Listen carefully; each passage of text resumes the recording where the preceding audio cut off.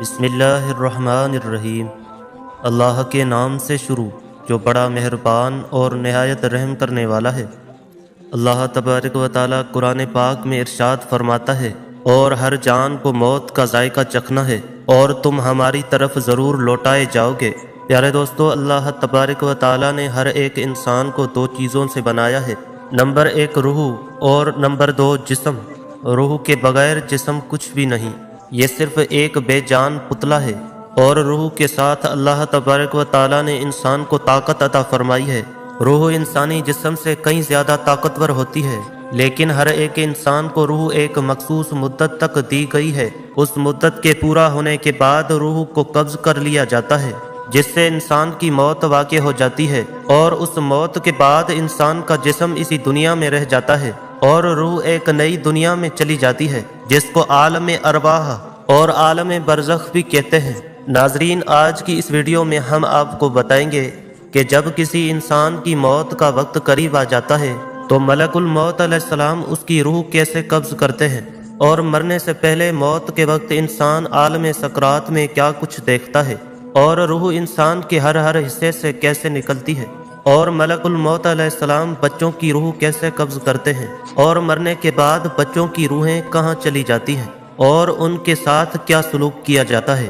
اور ملک الموت علیہ السلام ہر گھر میں روزانہ کتنی مرتبہ چکر لگاتے ہیں۔ ان تمام تر سوالات کے جوابات آج کی اس ویڈیو میں ہم آپ کو بتائیں گے۔ ناظرین، جب کسی انسان کا اس دنیا کو چھوڑنے کا وقت قریب آ جاتا ہے تو وہ انسان مرنے سے کچھ دن پہلے عجیب و غریب سی کیفیت محسوس کرنے لگتا ہے، اور اس کا دل اداس سا رہنے لگتا ہے۔ اس کو ایسا محسوس ہوتا ہے کہ جیسے اس کا سب کچھ ختم ہو گیا ہے، اور اس انسان کا کسی سے بات کرنے کو دل نہیں کرتا۔ یہ سب کچھ اسی لیے ہوتا ہے کیونکہ وہ انسان مرنے والا ہوتا ہے، اور یہ سب موت کے اثرات ہوتے ہیں جو وہ محسوس کر رہا ہوتا ہے۔ جیسا کہ حدیث پاک میں آتا ہے کہ حضرت زید بن اسلم رضی اللہ تعالیٰ عنہ بیان فرماتے ہیں کہ ملک الموت علیہ السلام روز ہر گھر میں 5 مرتبہ چکر لگاتے ہیں، اور ہر ایک انسان کے چہرے کی طرف غور سے دیکھتے ہیں۔ اور ایک دوسری روایت میں آتا ہے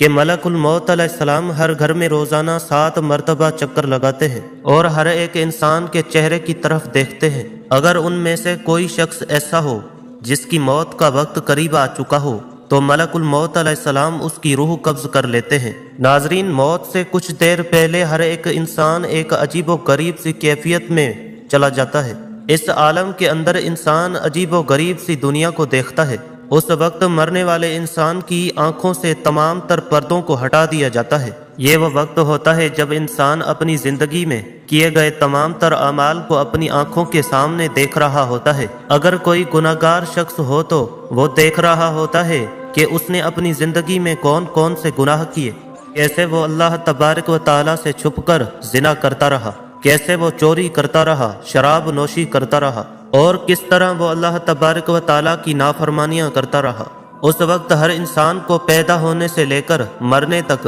اس کی تمام تر زندگی دکھا دی جاتی ہے کہ اس نے اپنی زندگی کیسے گزاری، اور اس وقت ہر انسان کو یہ اندازہ ہو جاتا ہے کہ اس کا انجام کیا ہونے والا ہے۔ اور یہ وہ وقت ہوتا ہے کہ جب شیطان بھی مرنے والے کے سامنے آ کر کھڑا ہو جاتا ہے اور اس کو گمراہ کرنے کی کوشش کرتا ہے۔ اگر اس مرنے والے شخص کے ماں باپ فوت ہو چکے ہوں تو وہ شیطان اس کے ماں باپ کی شکل میں آ کر کہتا ہے کہ اے میرے بیٹے، ہم تمہارے ماں باپ ہیں، ہم تمہارا برا نہیں چاہتے، ہم تجھے تلقین کرتے ہیں کہ تو اسلام کو چھوڑ دے اور عیسائی یا کافر ہو کے مر، کیونکہ مرنے کے بعد یہی دین کام آنے والا ہے۔ اسی طرح شیطان اس مرنے والے شخص کے سامنے اس کے دوسرے عزیز و اقارب کی شکلوں میں آ کر اس کو گمراہ کرنے کی کوشش کرتا ہے۔ محترم ناظرین، ذرا غور کیجئے، یہ کتنا خطرناک مرحلہ ہوتا ہے کہ جس مرحلے کے اندر ایک طرف انسان کا ایمان ہے اور دوسری طرف انسان کے ماں باپ اس کے سامنے کھڑے ہیں۔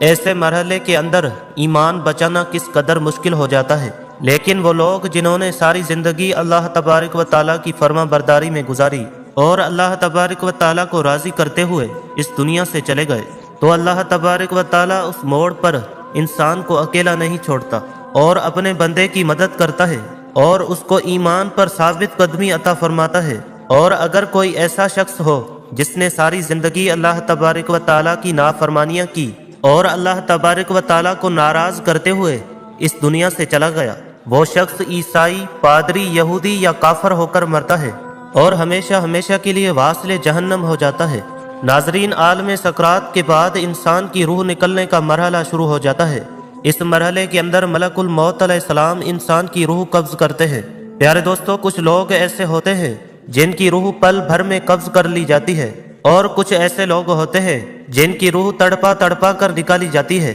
محترم ناظرین، روح کا قبض ہونا انسان کے اعمال کے مطابق ہوتا ہے۔ اگر کوئی نیک انسان ہوتا ہے تو اس کی روح آسانی کے ساتھ قبض کی جاتی ہے، اور اگر کوئی برا انسان ہوتا ہے تو اس کی روح سختی کے ساتھ قبض کی جاتی ہے۔ جیسا کہ حدیث پاک میں آتا ہے کہ ایک دن حضرت عمر رضی اللہ تعالیٰ عنہ نے حضرت کعب بن احبار رضی اللہ تعالیٰ عنہ سے فرمایا کہ آپ ہمیں موت کی سختیوں کے بارے میں بتائیں، تو حضرت کعب بن احبار رضی اللہ تعالیٰ عنہ عرض کرنے لگے کہ اے امیر المؤمنین، موت کی سختی ایسی ہے جیسے کہ ایک شاخ ہو اور اس پر بے شمار کانٹے لگے ہوں، اور اس کانٹے دار شاخ کو کسی انسان کے پیٹ میں داخل کر دیا جائے، اور اس شاخ کا ہر ایک کانٹا انسان کے پیٹ کی ہر رگ میں پیوست ہو جائے۔ اس کے بعد ایک طاقتور انسان اس شاخ کو زور کے ساتھ انسان کے پیٹ سے باہر نکالے تو اس وقت انسان کو جتنی تکلیف ہوئی جس کے پیٹ سے کانٹے دار شاخ کو نکالا گیا، اس سے کہیں زیادہ تکلیف موت کے وقت ہوتی ہے۔ پیارے دوستو، حضور پاک صلی اللہ علیہ وآلہ وسلم نے ارشاد فرمایا کہ مرتے وقت انسان کو جتنی تکلیف ہوتی ہے، اس تکلیف میں سے ایک بال برابر تکلیف کو زمین و آسمان پر رکھ دیا جائے تو زمین و آسمان کے تمام لوگ مر جائیں۔ ایک دوسری حدیث میں حضور پاک صلی اللہ علیہ وآلہ وسلم نے ارشاد فرمایا کہ موت کی تکلیف 1000 مرتبہ تلوار مارنے سے زیادہ سخت ہے۔ محترم ناظرین، جب انسان کی روح نکالی جا رہی ہوتی ہے تو اس وقت موت کی شدت کی وجہ سے انسان چیخنے اور چلانے کی کوشش کرتا ہے، لیکن اس کی آواز کو بند کر دیا جاتا ہے، اور اس کا جسم اتنا کمزور ہو جاتا ہے کہ وہ کسی سے مدد بھی طلب نہیں کر سکتا۔ روح کو سب سے پہلے پاؤں کی طرف سے نکالا جاتا ہے، اس کے بعد پنڈلیاں اور رانیں ٹھنڈی پڑ جاتی ہیں۔ اس طرح آہستہ آہستہ کر کے انسان کے جسم کے ہر حصے سے روح کو نکالا جاتا ہے، اور روح جب انسان کے گلے تک پہنچ جاتی ہے تو یہ وہ وقت ہوتا ہے جب انسان پر توبہ کا دروازہ بند کر دیا جاتا ہے۔ اس کے بعد کسی بھی انسان کی توبہ قبول نہیں کی جاتی۔ اس وقت ملک الموت علیہ السلام منہ کی طرف سے روح کو قبض کر لیتے ہیں، اور انسان کا منہ کھلا کا کھلا رہ جاتا ہے، اور انسان کی آنکھیں کھلی کی کھلی رہ جاتی ہیں۔ پیارے دوستو، موت ایک ایسی حقیقت ہے کہ جس سے ہر ایک انسان کو گزرنا ہے، پھر چاہے وہ بچہ ہو، بوڑھا ہو یا جوان ہو۔ اب بات کرتے ہیں کہ بچوں کو موت کس طرح آتی ہے، اور ملک الموت علیہ السلام بچوں کے ساتھ کیا رویہ اختیار کرتے ہیں، اور مرنے کے بعد بچوں کے ساتھ کیا سلوک کیا جاتا ہے۔ تو اس کے متعلق روایات میں آتا ہے کہ موت کے وقت انسان پر سختی یا نرمی اس کے اعمال کی وجہ سے کی جاتی ہے، اور بچے چنانچہ معصوم ہوتے ہیں اور وہ گناہوں سے پاک ہوتے ہیں۔ ملک الموت علیہ السلام ہر نابالغ بچے کی